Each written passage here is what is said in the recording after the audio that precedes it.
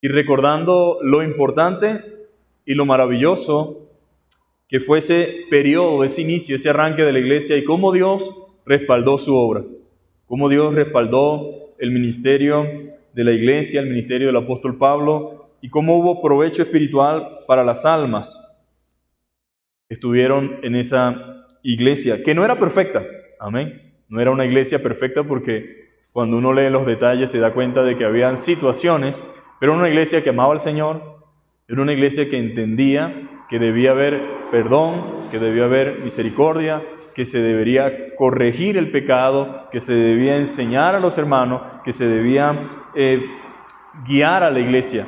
Y vemos el apóstol Pablo trabajando. Yo creo que el título de esta mañana pudiera ser fácilmente el apóstol incansable. Pablo el incansable, Pablo el que perseveraba, Pablo el que permanecía.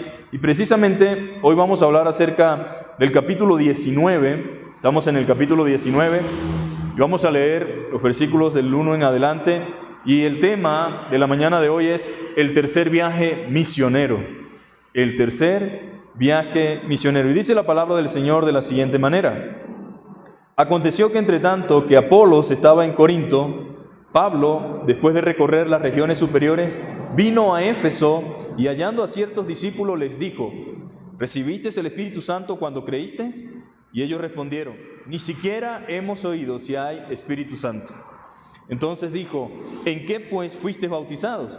Ellos le dijeron: en el bautismo de Juan.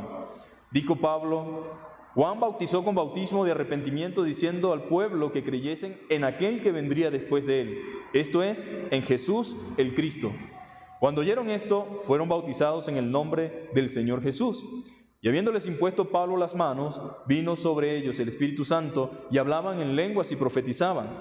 Y eran por todos unos 12 hombres. Y entrando Pablo en la sinagoga, habló con denuedo por espacio de 3 meses, discutiendo y persuadiendo acerca del reino de Dios. Pero endureciéndose algunos y no creyendo, maldiciendo el camino delante de la multitud, se apartó Pablo de ellos y separó a los discípulos, discutiendo cada día en la escuela de uno llamado Tiranno. Así continuó por espacio de 2 años, de manera que todos los que habitaban en Asia, judíos y griegos, oyeron la palabra del Señor Jesús. Amén. Oh Dios, bendito seas, y te alabamos y te glorificamos por esta hermosa mañana, por esta hermosa oportunidad. Gracias porque tenemos el privilegio, Señor, de congregarnos, Señor, el privilegio de tener un espacio para adorarte, un espacio en el cual podamos, Señor, invocar tu nombre y juntos como iglesia, como cuerpo de Cristo, alabarte. Gracias por tu palabra, Señor. Gracias por tu Espíritu Santo y por tu presencia en medio nuestro.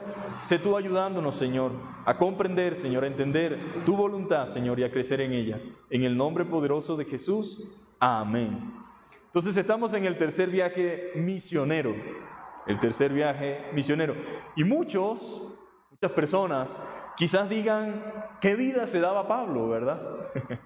Qué vida la del apóstol Pablo, viajando de ciudad en ciudad, de región en región, visitando a los hermanos, y cualquiera pensaría erróneamente que Pablo se daba una gran vida. ¿Quién no querrá ser un misionero? ¿Verdad? Hay gente en el mundo que se expresa de esa forma, ¿verdad? En ignorancia y en desconocimiento dice: claro, ¿quién no va a querer ser un misionero, no? Imagínate a Pablo por todo el Mediterráneo disfrutando del sol y de las ricas comidas que ofrecen aquellos contornos. Así cualquiera dirían, ¿no? Viajando y disfrutando, comiendo, disfrutando del sol, del Mediterráneo, de los camarones, de las langostas, de la comida del mar. ¡Ay, qué vida tan hermosa! Tal vez pensarían muchas personas, incluso muchos creyentes. Quizás algunos dirían: gozando de aquellos hermosos paisajes y de sus ricas playas, aguas cristalinas, ricos pescados. ¿Y qué más pudiera pedir Pablo? Eso es la mente carnal, la mente que no discierne espiritualmente las cosas de Dios. Hay mucha gente, incluso creyentes, que todavía están en una necesidad y en una comprensión errónea sobre lo que es el trabajo espiritual y el trabajo ministerial, y especialmente la obra misionera. Tal vez por eso se expresan de la forma que se expresan. Pero la realidad es que Pablo no estaba de turista. Pablo no estaba turisteando, no, tampoco en viajes de placer. Él no dijo, voy a ir a solamente disfrutar del mar, de la playa, del sol, del agua, de la comida. No, él no estaba en un viaje de placer. Y aunque sí era un placer para él servir a Cristo. No estaba en un viaje de placer, pero sí era para él un placer servir a Cristo. Su amor por Cristo, mis amados hermanos, lo llevó a viajar por todas aquellas regiones. El amor que tenía por Dios y su obra, el amor que tenía por los creyentes, por los hermanos, por los discípulos, el amor que tenía por el mundo gentil y por el mundo judío, lo llevó a viajar por todas aquellas regiones. Pero cada paso y visita por aquellos lugares tenían propósito, mis amados hermanos. Tenían propósito y era el fortalecimiento de los creyentes. La razón principal por la cual se movía de una ciudad a otra, o de un lugar o de un país a otro, era una simple razón. La razón era fortalecer a los creyentes. Amén. Ese es ese amor por la obra que movió a Pablo a hacer lo que hacía. No había ninguna otra razón, solamente el amor que tenía por aquellas personas y la carga y la responsabilidad que sentía por la obra de Dios. Eso era lo que lo impulsaba, mi amado hermano, lo que lo motivaba a llevar a cabo la voluntad de Dios. ¿Y cuántos de los que están aquí en esta mañana tienen amor por la obra? Que digan, yo amo la obra de Dios, amo la iglesia del Señor, amo a mis hermanos y quiero que otros hermanos también puedan disfrutar y acceder a lo que nosotros podemos acceder ahora y a lo que nosotros tenemos. Eso debe moverlo a usted, amén, y debe moverme a mí, debe impulsarnos eso, la intención de que otros creyentes puedan crecer en su vida espiritual y en su vida ministerial. Si usted se da cuenta, el versículo dice que estos ni siquiera sabían que era el Espíritu Santo. Cualquiera da por sentado que todos los hermanos, que todas las iglesias y que toda la gente que dice ser cristiano tiene un conocimiento de la palabra de Dios. Pero esa no es la realidad. Esa no es la realidad para todas las personas ni para todos los creyentes. Y es un privilegio, mi amado hermano, y una bendición muy grande que tengamos una iglesia donde congregarnos y una iglesia donde ser instruidos, donde ser enseñado, o por lo menos tener líderes a los cuales le podamos preguntar algo sobre lo que no comprendemos o no sabemos y que podamos recibir respuesta. Pero ya entenderá usted que en aquel momento la gente tampoco tenía el acceso a la información y a la Biblia como la tiene usted y yo hoy. Usted y yo somos privilegiados, más bien somos muchas veces irresponsables, en el sentido de que teniendo a la mano acceso a la palabra de Dios, a veces hay una ignorancia voluntaria que se transforma en pecado. Todos podemos desconocer algo, por alguna u otra razón, y no quiere decir que todos los creyentes sabemos todas las cosas, pero realmente la ignorancia, digámoslo así, en nuestro contexto o en nuestros días, se debe primero a que no tenemos buenos maestros ni buenos líderes, y en segundo lugar, a que tampoco hay voluntad en nosotros de buscar, de indagar y de ver exactamente qué dice la palabra del Señor. Pero eso era lo que movía a Pablo, mi amado hermano. Llevar a cabo la voluntad de Dios, pero también el fortalecimiento de los creyentes. Su amor y obediencia al Señor y su amor por la obra lo movía, mi amado hermano, a hacer lo que hacía. A veces salía quizás solamente con el pasaje. Algunos tal vez pensaban que Pablo viajaba en first class, en primera clase, ¿no? No, Pablo no viajaba en primera clase con butaca, no, tampoco significa que iba en los mejores yates, ahí tipo Titán y mirando alrededor, no. De hecho, cuando naufragaron, más adelante en el capítulo 24, él iba en el sótano con los presos. Ya sabrá usted la historia, ¿no?, de cómo se transportaban en aquel entonces mucha gente, uno encima de otro, apilados como melones. Pero no era que llevaba un camarote, donde él tenía una gran vista, donde había alguien que le decía, buenas, Pablo, ¿qué desea desayunar hoy? No, no era así de esa manera. Hay que imaginarse el mundo de aquel entonces y adentrarse en el texto bíblico para más o menos tener una idea de la magnitud del esfuerzo, sacrificio y trabajo que el apóstol Pablo llevó a cabo. Y debe ser para usted confrontante, motivador, inspirador, ¿verdad? El poder ver todas las ventajas de las cuales gozamos y poseemos ahora y preguntarnos cuál es la razón por la cual no me muevo o no hago de repente absolutamente nada para el Señor. Ahí estaba Pablo, quizás solo con el pasaje, pero confiando en quien lo había comisionado para tal tarea. En pocas palabras, Yo sé que el Señor quiere que vaya hacia allá, esa es su voluntad, hay necesidad y para allá voy. No planificaba un itinerario en el cual dijera, bueno, el día lunes haré tal cosa, el día martes haré tal cosa, con esto hago aquello. No, era un boleto de ida y en el camino el Señor irá proveyendo para el de regreso, pero confiado siempre en quien lo había enviado. En este tercer viaje misionero, mi amado hermano, realmente empieza en el capítulo 18, en el versículo 23, cuando de Corinto dice, ahora voy a ir nuevamente a las regiones por las cuales había pasado antes para ver cómo están los hermanos. En el capítulo 18, versículo 23, inició ese viaje y tenía la intención de animar a los hermanos en la fe. ¿Cuántos saben que los creyentes necesitamos ser animados? Por eso la Biblia dice que nos amemos los unos a los otros, estimulados a las buenas obras. Dice la Biblia también, ¿verdad?, que debemos corregirnos, instruirnos, amarnos. Por lo tanto, los creyentes necesitaban ser animados, los creyentes de aquel momento. Pero todos necesitamos ser animados mediante la poderosa palabra de Dios. Es hermoso, mi amado hermano, que usted pueda, como dice la Biblia, ministrarnos los unos a los otros, servirnos a los unos a los otros, en un sentido espiritual y en un sentido físico. Entonces, ellos necesitaban ser enseñados y nosotros también necesitamos ser enseñados e instruidos. Y el apóstol fue a dar un respaldo adicional a la obra que ya él antes había estado visitando y ya había trabajado en aquellos hermanos o en esos lugares. Pero como la tarea del ministerio, mi amado hermano, nunca termina sino hasta que Cristo vuelva. No es solamente creyeron en Cristo, no es solamente el discipulado básico, es un constante discipular. Y el discipulado es profundo, porque no solamente es en base a lo que decimos, sino en base a lo que vivimos, en base a lo que las otras personas están viendo acerca de nosotros. Ellos están siendo formados en carácter al ver nuestro carácter, están siendo formados en su amor por la obra al ver nuestro amor por la obra. Es como decía alguien en una oportunidad, ¿cómo pueden nuestros hijos tener temor de Dios si no ven temor de Dios en sus padres? ¿Cómo pueden ellos amar a Dios si no nos ven a nosotros amando a Dios? Si ven que nosotros en nuestra relación con Dios solamente hay una religiosidad, pues ellos no pueden tener una idea clara de un Dios santo, de un Dios poderoso. Pero ¿cómo le puedo transmitir a mis hijos o a la congregación o a mis hermanos o a mi familia que verdaderamente Dios es santo? Viviendo en santidad.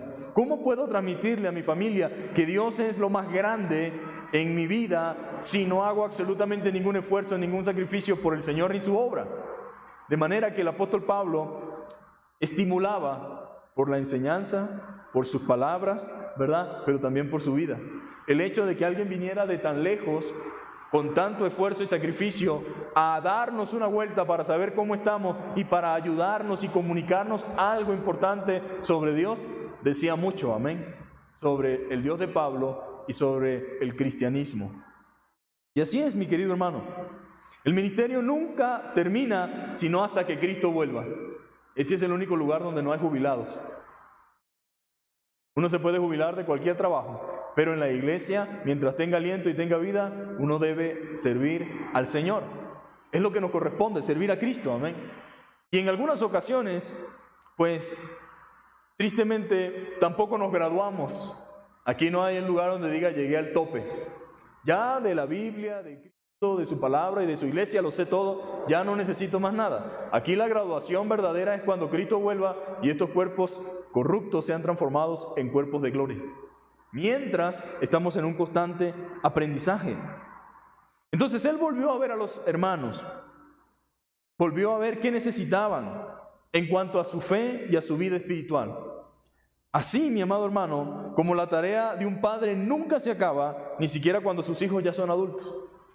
Parece que cuando están más adultos más necesitan, ¿no?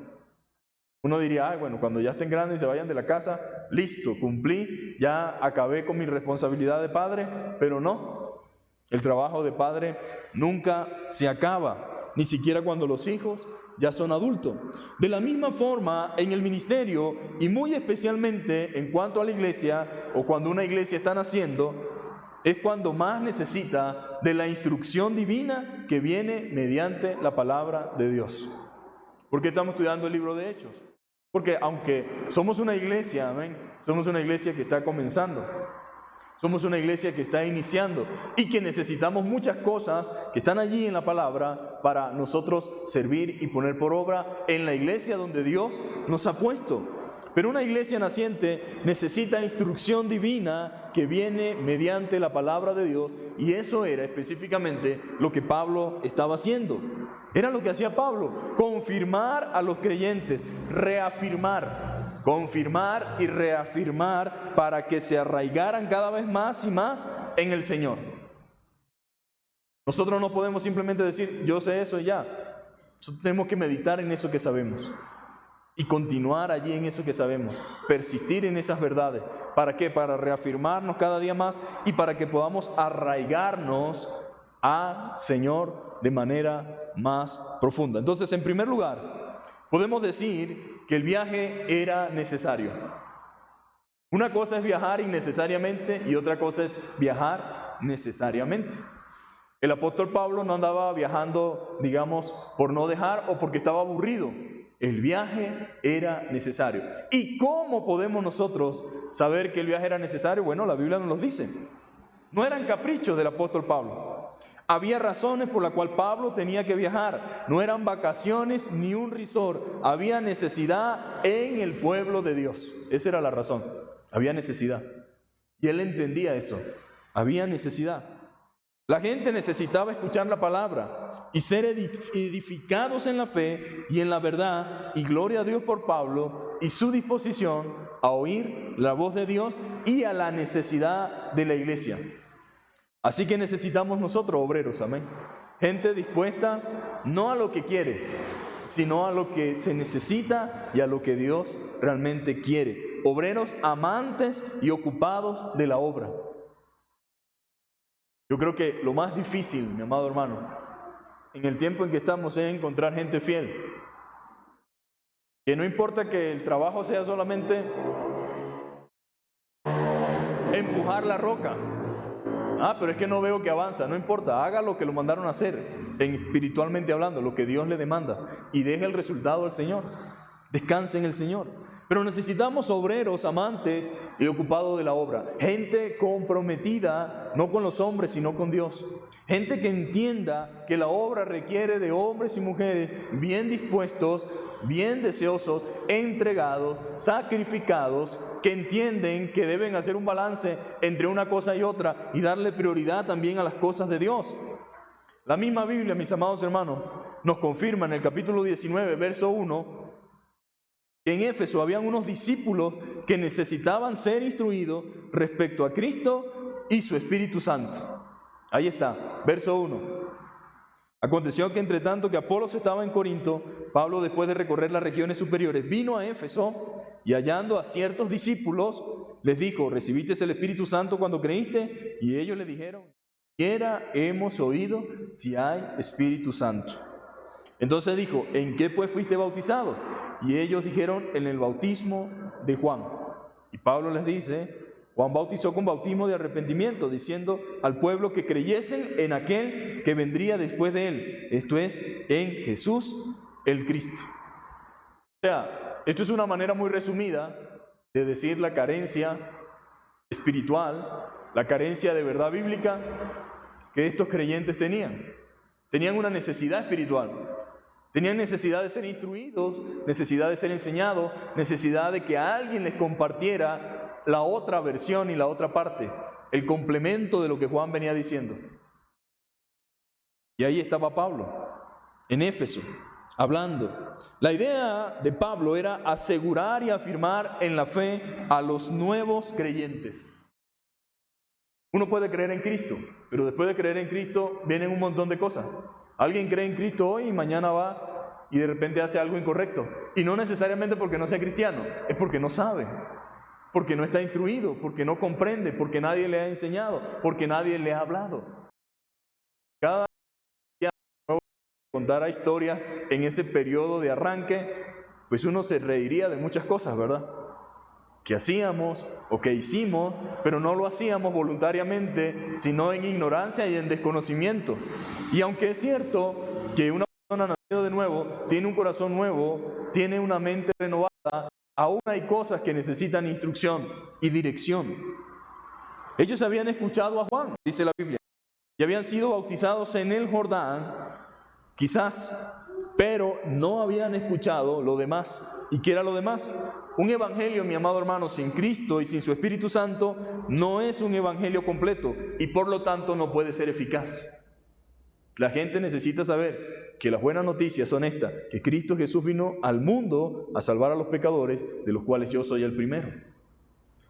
Ellos tenían un arrepentimiento, pero les faltaba lo otro. Nos arrepentimos de nuestros pecados, pero tenemos que aceptar a Cristo como nuestro Señor y Salvador. Le faltaba el complemento, le faltaba el centro de todo.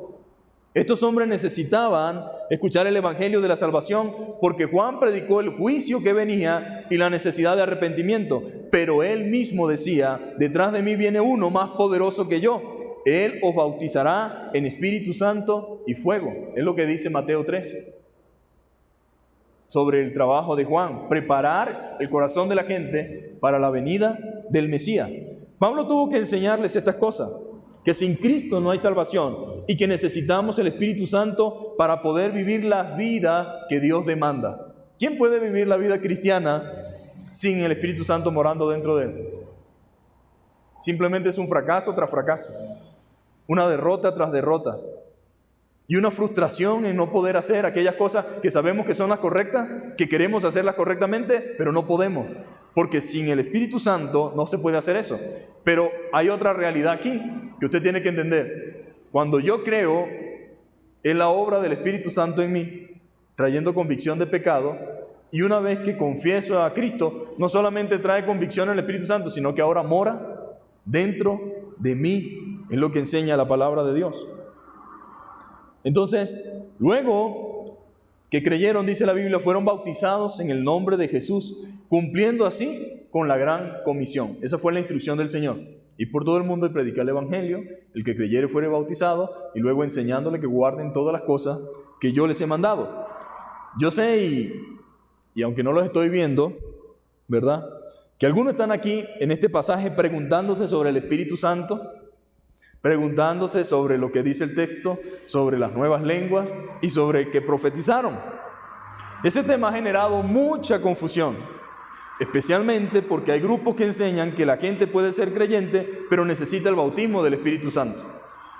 Y eso es común en nuestros días, ¿no?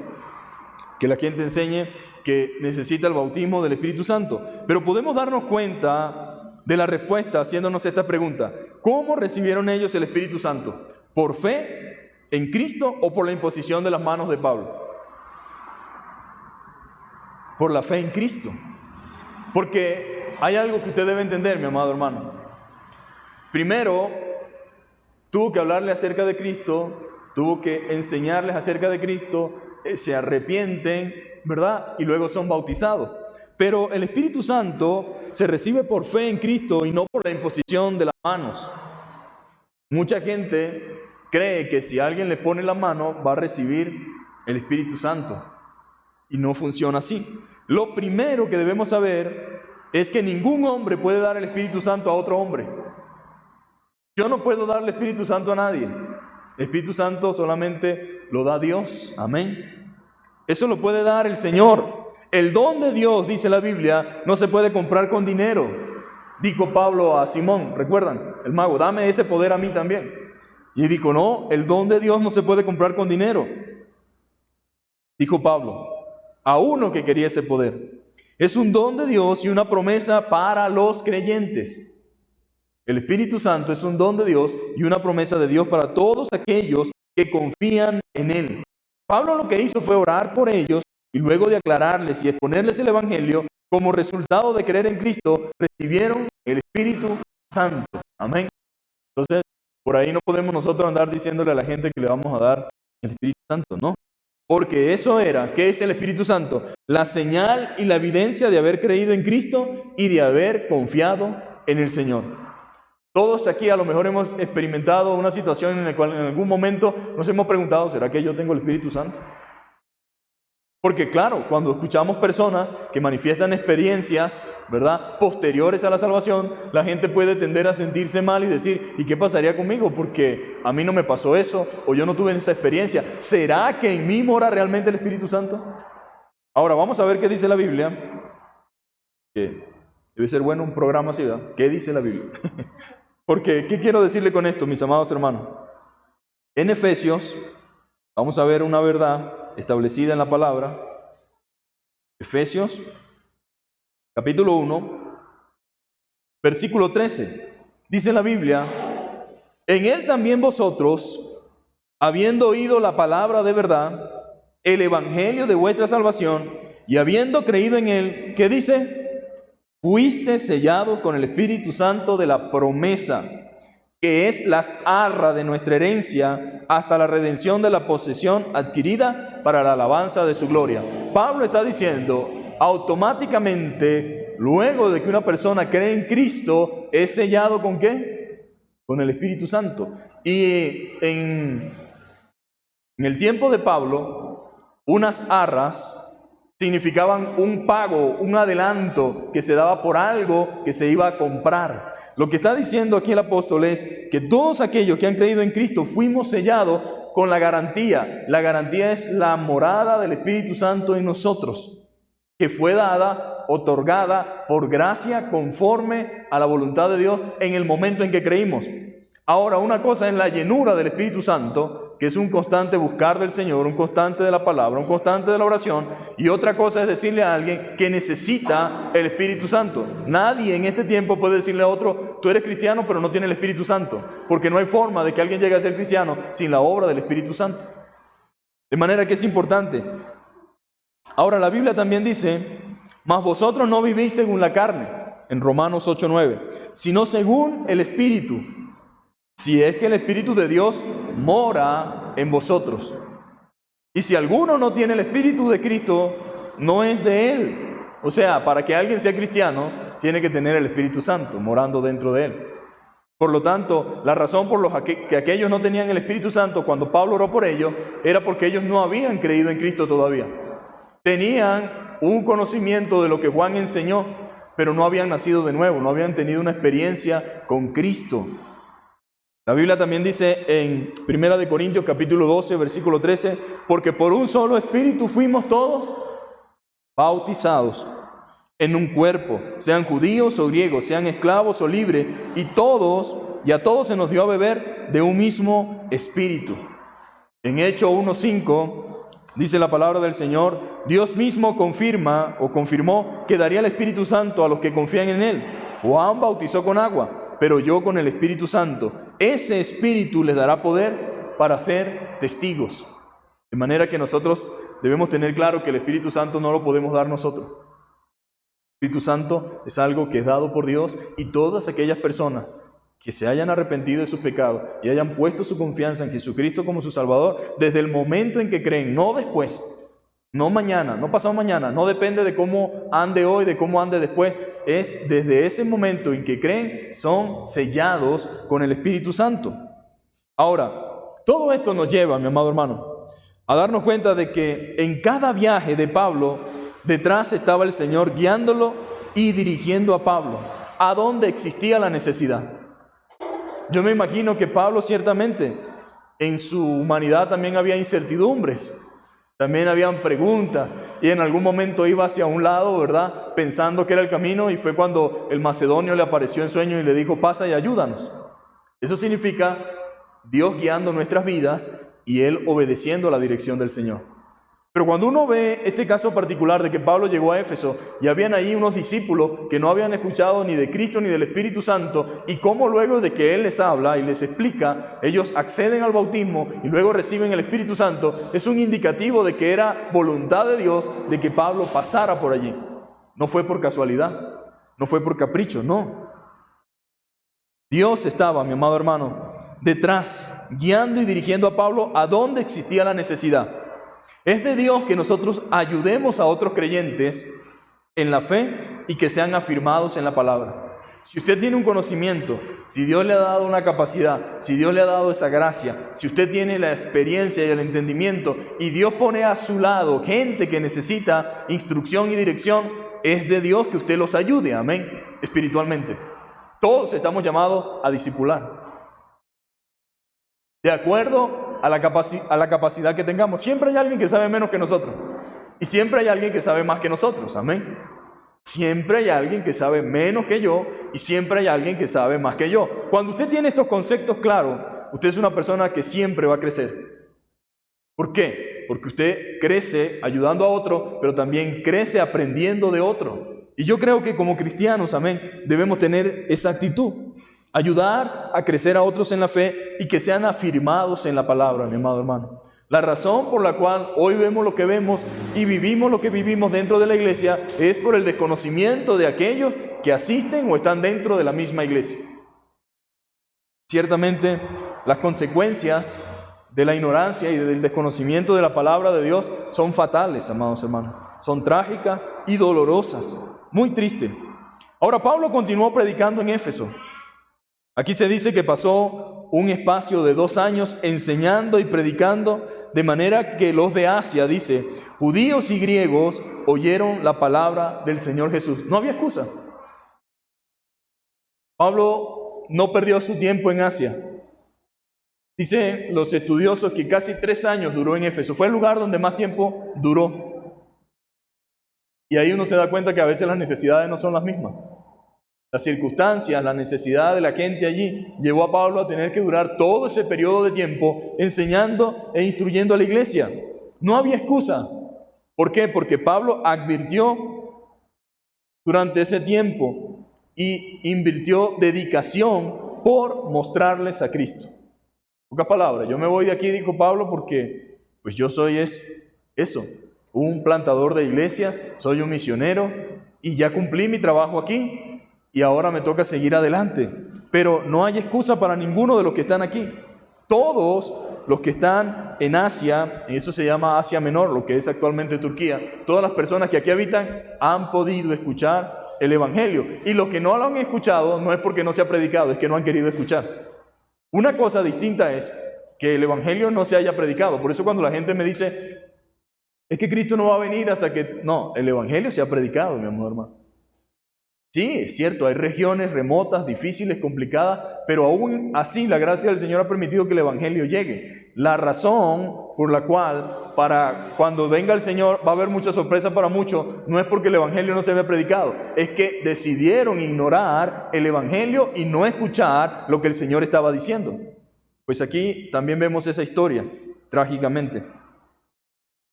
Entonces dice la palabra del Señor, continuando en Hechos, en nuestro capítulo 19, lo siguiente, en el versículo 8. Y entrando Pablo en la sinagoga, habló con denuedo por espacio de 3 meses. Y aquí está el problema. Durante 3 meses habló discutiendo y persuadiendo acerca del reino de Dios. ¿Y qué sucedió? Pero endureciéndose algunos, Pablo estaba predicando, estaban escuchando el Evangelio, pero endureciéndose algunos, y aquí está la razón, por tu corazón no arrepentido, dice Romano, atesoras ira para el día del justo juicio de Dios. Por tu obstinado corazón, algunos no creyendo, maldiciendo el camino, o sea, maldiciendo el Evangelio, maldiciendo la predicación de la palabra, delante de la multitud, Pablo hizo lo que el Señor Jesús mandó. Si aquí no quieren escuchar el Evangelio, sacúdanse vuestros pies, vuestros vestidos y vayan a otro lugar. Ya su sangre será sobre su cabeza. Aquí se cumplió. Y como no querían escuchar, dice que se apartó de ellos y separó a los discípulos. Bueno, los que habían creído, los hermanos, discutiendo cada día, dice, en la escuela de uno llamado Tirano. Pablo alquiló algo así como esto, un espacio. ¿Para qué? Para que los hermanos que sí estaban deseosos de seguir creciendo y aprendiendo, pues escucharan la verdad. Así que continuó por espacio de 2 años, de manera que todos los que habitaban en Asia, judíos y griegos, o sea, gentiles y pueblo de Dios, oyeron la palabra del Señor Jesús. No había excusa. Y hacía Dios milagros extraordinarios. Y aquí viene la razón por la cual la Biblia enseña claramente de que En Juan dice, el que tiene el Hijo tiene la vida, pero quien rehúsa creer no verá la vida, sino que la ira de Dios está sobre él. ¿Por qué? El que rehúsa creer es alguien que viendo y siendo testigo no solamente de lo que se dice, sino que hay evidencia de lo que se está hablando, aún así voluntariamente se niega a aceptar el hecho de lo que Dios está planteando. Fue el caso de los judíos. Fue el caso de mucha gente que viendo lo que Dios hace, aún así persisten en negar el hecho de que lo que Dios está diciendo es cierto. Y dice que hacía Dios milagros extraordinarios por mano de Pablo. ¿Se acuerdan del ciego en Juan, capítulo 5? Fue sanado, los judíos conocían que había nacido así, conocían que no veía, vieron el milagro y dijeron, no estamos dispuestos a aceptar ese milagro. Pues bueno, ahora, por cuanto dicen que no tienen pecado, dice la Biblia, por cuanto no aceptan el hecho de su realidad y niegan lo que acaban de ver sus ojos, pues entonces por eso serán condenados.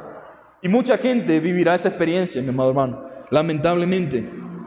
Porque Dios hacía milagros extraordinarios, de tal manera que aún se llevaban a los enfermos los paños o delantares de su cuerpo, y las enfermedades se iban de ellos, y los espíritus malos salían. Y aquí quiero aclarar algo, porque es importante.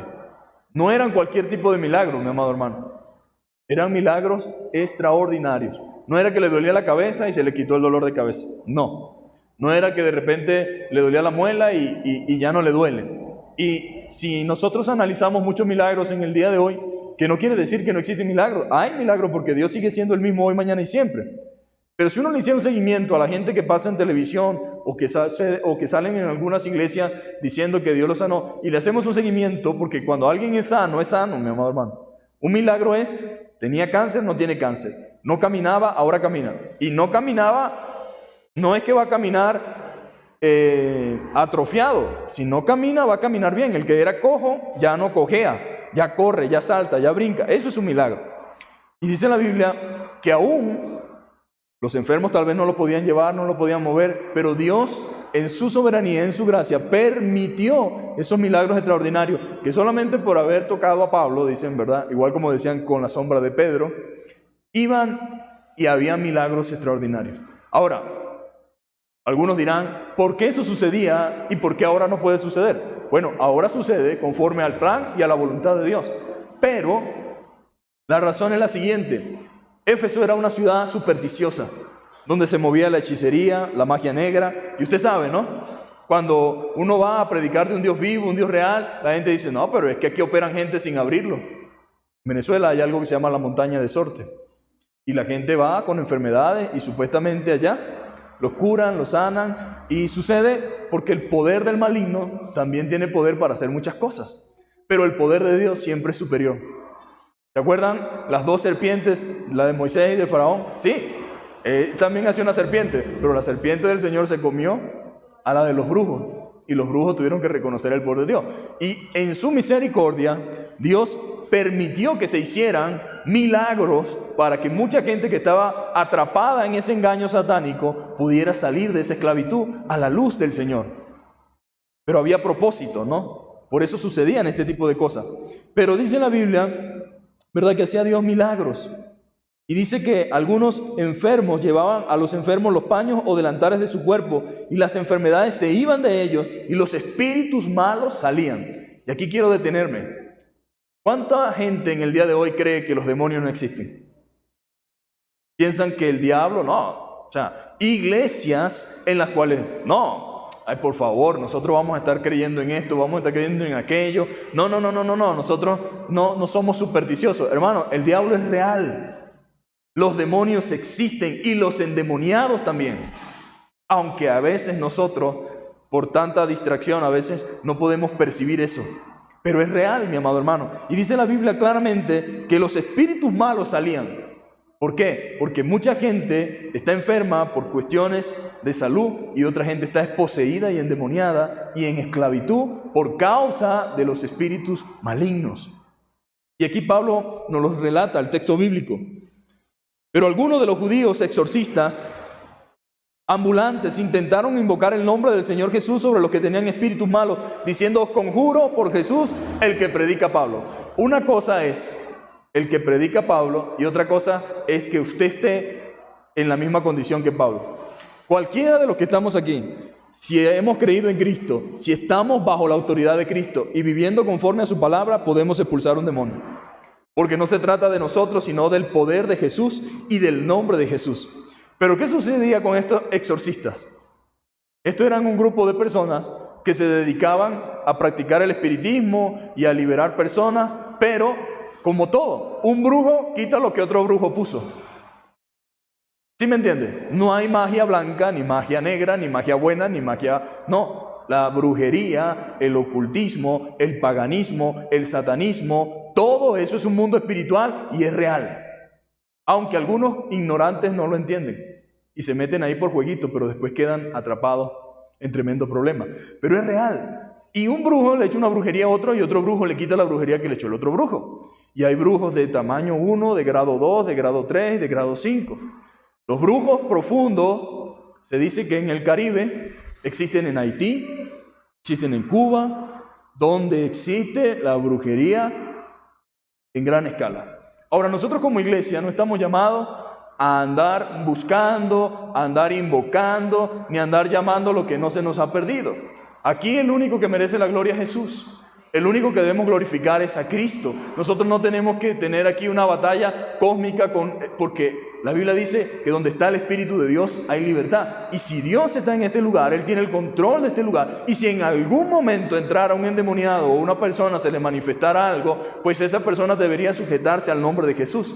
Y la única manera de que el demonio haga aquí lo que le diera la gana es porque todos los que estamos aquí o estamos igual o peor que la persona que está endemoniada. Porque no tendría sentido. Se supone que estamos adorando a Dios, se supone que todos ustedes tienen el Espíritu Santo y aquí está la presencia de Dios. Y si algo dice la Biblia es que los demonios creen y tiemblan. Tiemblan ante el poder y el nombre del Señor Jesús. Entonces ahí está la palabra. Está Dios mostrándonos, ¿verdad? No tenían excusas. Ahora entramos en otro punto interesante, que sería el punto número 2, en el cual vale la pena resaltar, y dice la Biblia, y hacía Dios milagros extraordinarios. ¿Quién los hacía? A veces la gente dice Pablo, ¿verdad? No, Dios hacía milagros extraordinarios por medio de Pablo, que es otra cosa. El problema con la gente es que es el medio, la manguera, sí, sale el agua por la manguera, pero puede haber manguera sin agua. Entonces la gloria no puede ser de la manguera, sino de Dios, quien da el agua por donde sale la manguera. A veces los cristianos no entienden que somos simplemente instrumentos que Dios en su gracia nos usa, pero no hay nada de qué gloriarnos. Lo mismo sucede, Dios hacía milagros extraordinarios por medio de Pablo, pero no era Pablo. Milagros que tenían el propósito de confirmar el evangelio y el ministerio de Pablo.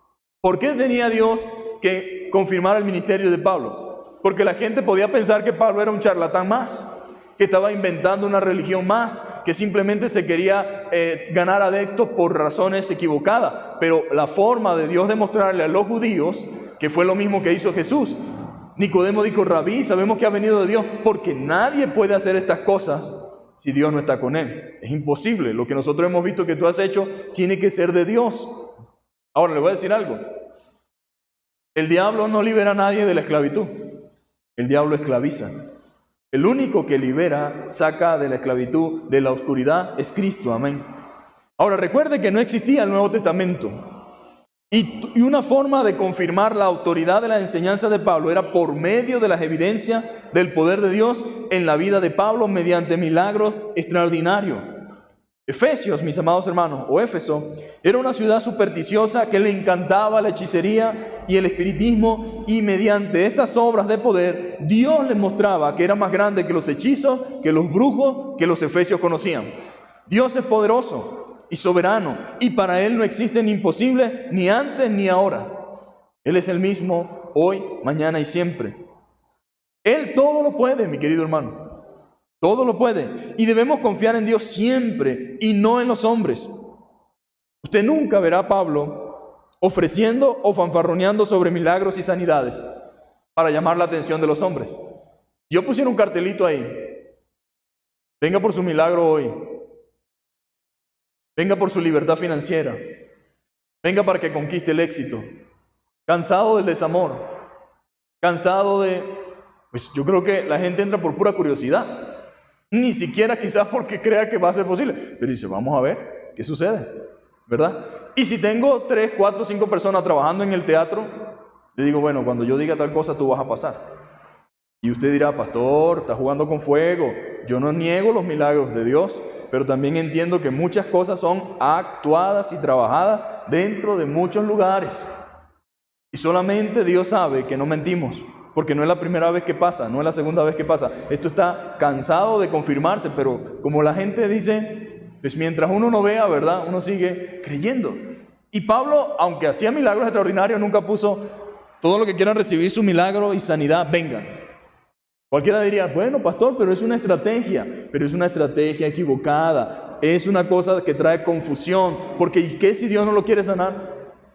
La gente se resiente con Dios, porque ha ido a campañas, ha ido a iglesia, ha ido a culto, ha venido el mero mero, y con todo y eso, él sigue postrado en una silla de ruedas, o sigue postrado con un cáncer, o sigue pasando un problema, y termina decepcionado de Dios pensando que Dios no lo quiere sanar. Y no es así. Hay propósito en cada cosa. Nunca yo puedo venderle a nadie un milagro. Yo puedo orar por las personas. Podemos orar por los enfermos como lo hacemos en el servicio de oración. Pero siempre entendiendo que se debe en base a la voluntad y al propósito de Dios con la vida de cada persona. Pero Pablo no se jactaba en ningún sentido, ni tampoco lo usó para ganar popularidad, porque él sabía que eso ocurría según el plan y propósito de Dios, según su voluntad, y no dependía de él. Yo no puedo hacer un milagro, decía Pablo. ¿Qué voy a poder hacer yo? Yo no tengo poder. El poder para sanar lo tiene Dios. Su ministerio estaba enfocado en el evangelio, mi amado hermano. Eso era lo que Pablo hacía, el evangelio. ¿Cuántos enfermos pudieran sanarse físicamente y seguir espiritualmente enfermos? ¿De qué sirve pararnos de una silla de ruedas para caminar derecho al infierno? Ahora la gente a veces no entiende eso. Él no estaba enfocado en eso, mi amado hermano, en sacar a la gente la intención de él era sacar a la gente de las tinieblas, de la oscuridad del pecado, a la luz admirable. El evangelio es luz, mi amado hermano, luz que resplandece, y debemos tener cuidado de no desenfocarnos de lo que realmente es importante y no confundamos el propósito de los escritos bíblicos. Estas cosas están aquí para que nosotros instruyamos, enseñemos, pero no podemos agarrar un texto aislado del antes y el después para enseñar algo, una doctrina o algo que no. Mucha gente, y por eso usé Efesios, y le pudiera decir que Efesios 4:30 también lo dice, y le usé Romanos y 1 de Corintios, para mostrarle a usted que no se recibe el Espíritu Santo porque le pongan las manos, pero hay gente que enseña que sí. Hay gente que enseña que el bautismo solo es el nombre de Jesús. Erróneamente porque han agarrado un texto aislado del resto del contexto de la Escritura. Mucha gente confía en los hombres, mi amado hermano, tristemente es así. Confía en los hombres, confía en los hombres. Estos hombres pecan al presentarse al pueblo como quienes tienen poder para sanarlos. Los apóstoles nunca se vendieron como sanadores. Siempre se presentaban la verdadera cura para la enfermedad y era el evangelio. Porque lo que mucha gente necesita es eso, el evangelio. Esto generó que muchos comenzaran a utilizar el nombre de Jesús como amuleto. En el nombre de Jesús del que predica Pablo. ¡Qué maravilla!, ¿no? En el nombre de Jesús del que predica Pablo. Como un poder que pueden agarrar cuando quieren y para lo que les conviene. Y está mucha gente en el día de hoy, como los hijos de este sacerdote, que quieren usar el nombre de Jesús para lo que le conviene. Pero el demonio se le manifestó, y aquí quiero que aprendamos una lección. El demonio se le manifestó y le dijo a Jesús, yo lo conozco, Él es el Hijo de Dios, el Todopoderoso, el Santo, el Alfa, el Omega, el principio y el final, el que era, el que es y el que ha de venir. A ese lo conozco y le tengo miedo, temblamos ante su presencia.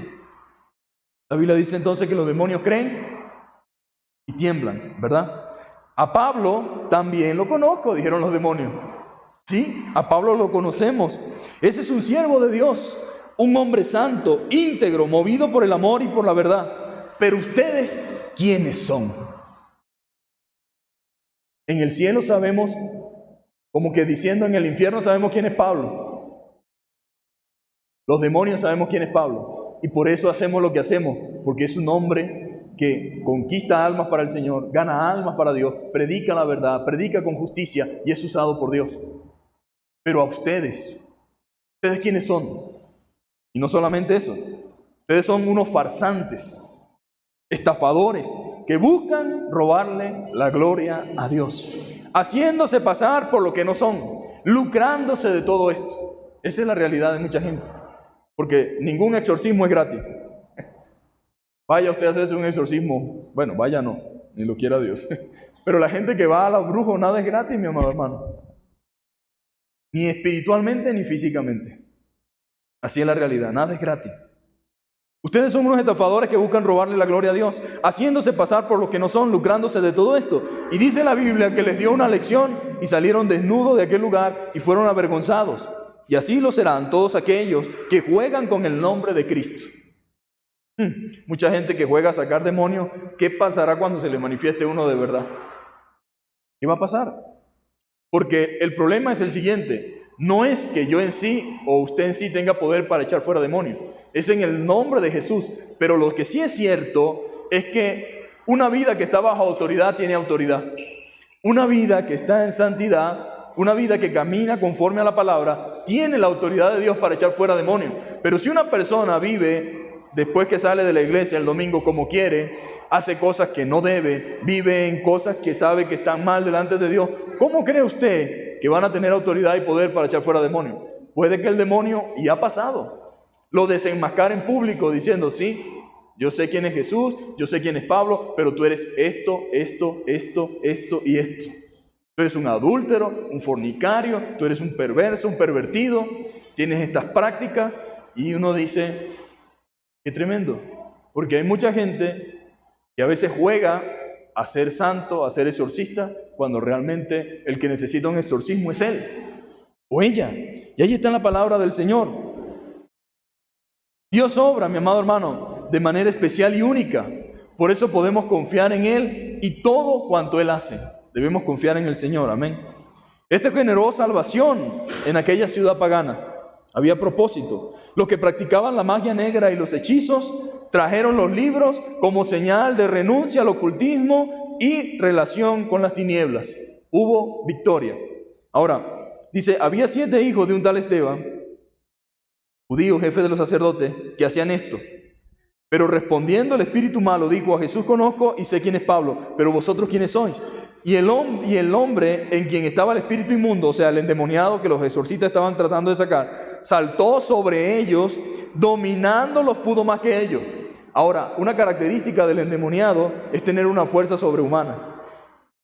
Dice el endemoniado gadareno, el padre que se echaba al fuego, que se quemaba, que arrancaba los grilletes, las cadenas. Y los que han tenido experiencia o han podido estar presenciando un evento como este, bueno, yo creo que estas sillas se quedan cortas con lo que vimos una vez una mujer hacer en un momento de endemoniamiento. Agarró la silla y volteó a todo ese poco de gente que la estaba tratando de contener y detener, porque es una fuerza sobrenatural. Por eso no se puede combatir en las fuerzas carnales, porque es espiritual. Y el único que tiene poder para someter a ese espíritu inmundo es Dios. El nombre del Señor Jesús. Entonces, este relato bíblico nos dice que el demonio saltó sobre ellos, sobre los 7. ¿Y qué dice la palabra? Dice, saltando sobre ellos y dominándolos, pudo más que ellos, de tal manera que huyeron de aquella casa desnudos y heridos. Así lo dejó el diablo y los demonios, desnudos y heridos, avergonzados. Y fue esto notorio a todos los que estaban en Éfeso. Toda la gente se dio cuenta, así judíos como griegos, y tuvieron temor todos ellos, y era magnificado el nombre del Señor Jesús. Muchos de los que habían creído venían confesando y dando cuenta de sus hechos. Y mire lo que dice aquí. Asimismo, muchos de los que habían practicado la magia trajeron los libros y los quemaron delante de todos. Claro, se dieron cuenta. Dios es real, Dios es poderoso y Dios no es juego. Hubo un arrepentimiento, hubo un propósito con eso que pasó. Pero el arrepentimiento nos lleva a hacer un cambio, mi amado hermano. Y la evidencia del cambio estaba en que trajeron los libros y los quemaron delante de todo. Dice la palabra. Ahora, uno pudiera decir, ¿quemaron qué? un librito, cualquier librito de Harry Potter, un librito de qué, no, quemaron los libros. ¿Y sabe cuánto costaban los libros? Los libros, la cuenta de los libros, hallaron que era de 50,000 piezas de plata. Un denario o un pago de una persona en un día, multiplicado por 50,000. Si usted 50,000, ¿verdad? Que es lo que dice piezas de plata, las multiplica entre 365 días que trae el año. Son 136 años de trabajo que costaba el librito. Por eso la brujería, a veces uno pensaría que la hacen los ignorantes y los pobres, pero muchos ricos están metidos en la brujería porque todo el mundo no compra esos libros, todo el mundo no paga eso. Y en Éfeso, mis amados hermanos, dice que el arrepentimiento trajo a esta gente que quemara los libros. No dijeron, bueno, vamos a vendérselo a otro, ¿no? Hay mucha gente que piensa que se arrepiente de su pecado y como tiene cosas que valen dinero, que son malas, dice, ¿cómo pierdo yo esa fortuna? Bueno, vamos a venderla, que sea por la mitad, pero es que yo no puedo venderle a otro algo que ha sido tan malo para mi vida. ¿Cómo le paso o le doy esa bendición a otro? No, al contrario, es una maldición que no puede compartirse con nadie y debe ser acabada, debe ser oculta, no se le puede poner a la simple vista a otros. No, porque si valía 136 años de trabajo, ¿cree usted que no había alguien en Éfeso que quería eso? Bueno, como ya tú te arrepentiste y te convertiste, dámelo a mí. Pero no. La gente que se arrepiente hace eso, amén. Y no piensa en lo que todo el mundo piensa, en el bolsillo, ¿sí o no? Hoy es que si yo me arrepiento tengo que cerrar la licorería. Es que si yo me arrepiento ya no puedo seguir en el negocio de los caballos. Es que si yo me arrepiento entonces, hay mucha gente, mi amado hermano, que por eso uno no le puede prometer riquezas a la gente, ¿verdad? Porque hay gente que ya es rica. Y cuando vienen a Cristo, como su riqueza ha sido legalmente ante el mundo, digamos, aceptada, pero espiritualmente delante de Dios, malísimo, porque han destruido hogares, han destruido familias, han deteriorado la vida de muchos hijos, han habido accidentes por causa de lo que venden, de lo que promocionan. Entonces uno dice, si alguien tiene mucho dinero y llega a Cristo y cierra la cantina, ¿qué va a pasar con él? Pues obviamente que su entrada no va a ser igual, a menos que Dios le dé la capacidad para hacer otra cosa, pero de lo contrario va a perder mucho dinero. Imagínense a alguien que trafique con drogas y llega a Cristo y que está acostumbrado a vivir en la opulencia y ahora renuncia a todo eso. ¿Por causa de qué? Del Señor, pero eso es lo que produce el verdadero arrepentimiento. Entonces trajeron los libros como señal de renuncia al ocultismo, a la relación con las tinieblas, y hubo victoria. ¿Pero qué sucedió? El diablo no le gustó, amén. A él no le gusta que nosotros vayamos, compartamos la palabra, que haya victoria, que haya triunfo. No, se levantó, la gente se alborotó. ¿Cuál era el daño que el Evangelio le estaba haciendo a Éfeso? Estaba afectando a la empresa de la idolatría, mi amado hermano. Y ya vamos a ver. La producción estaba bajando y corremos el peligro de quebrar, dijo Demetrio, el dueño de una de las muchas empresas elaboradoras de ídolos y estatuas, y planificó una reunión con el gremio de artesanos y dijo, bueno, ¿qué vamos a hacer con este predicador llamado Pablo? Porque por culpa de él están bajando nuestras acciones en la bolsa, está afectando nuestros bolsillos. Cuando el Evangelio llega, mis amados hermanos, afecta a todo lo que destruye al ser humano. Todo lo que destruye al ser humano lo afecta. Por eso el diablo se opone con tanta vehemencia a la obra de Dios. Porque al llegar la gente a Cristo afecta a la empresa de la prostitución, afecta a la pornografía, afecta el tabaco, afecta el cigarro, la droga, el alcohol, las apuestas, los casinos, la lotería, la idolatría y por supuesto la brujería, el espiritismo y todos los engaños y trampas que el diablo ha colocado para mantener a la gente cautiva. ¿Y cómo los engaña el diablo a estas personas? ¿Cómo estaba engañando a Demetrio? Haciéndolo pensar solo en el bolsillo.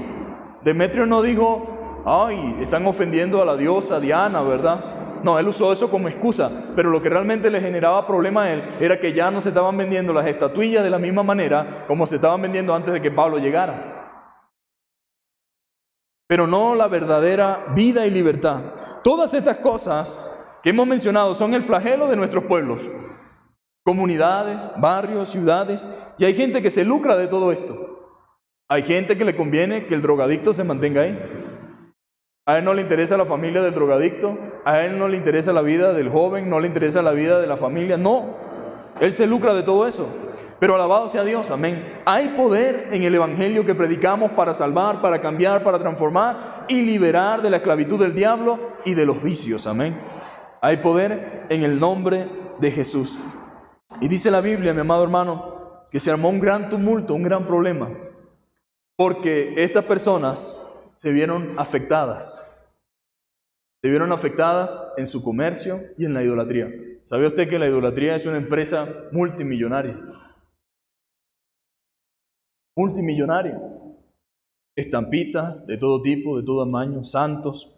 Y eso no importa. La iglesia ha caído en un punto en que no le importa si son con las que practican, porque ellos tienen un sincretismo religioso, una mezcla de todo, de ocultismo, de espiritismo y de lo que ellos conocen como cristiandad. ¿Cómo es posible que se llame Santa Bárbara con la misma que se hacen trabajo para dañar la vida de alguien donde se practica la brujería y se promocione como una santa de la iglesia?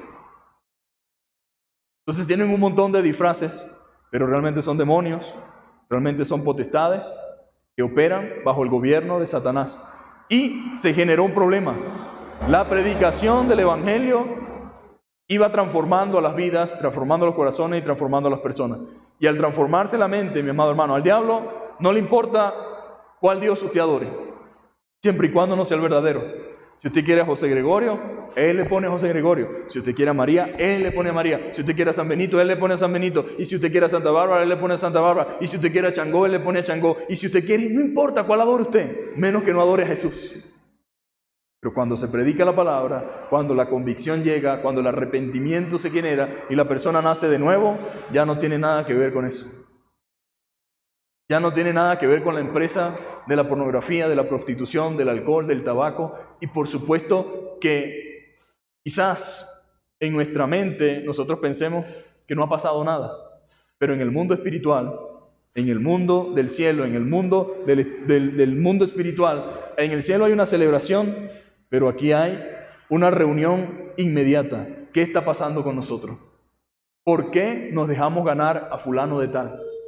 Que era un líder aquí, que movía esto, que movía aquello.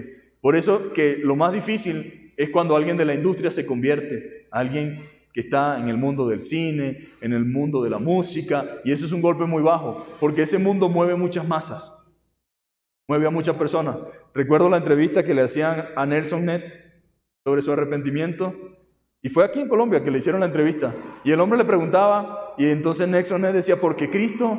No, pero dejando a un lado la religión, no, pero es que ya yo no puedo hablar de otra cosa, decía él. Yo no puedo hablar de otra cosa sino de lo que Cristo ha hecho en mí.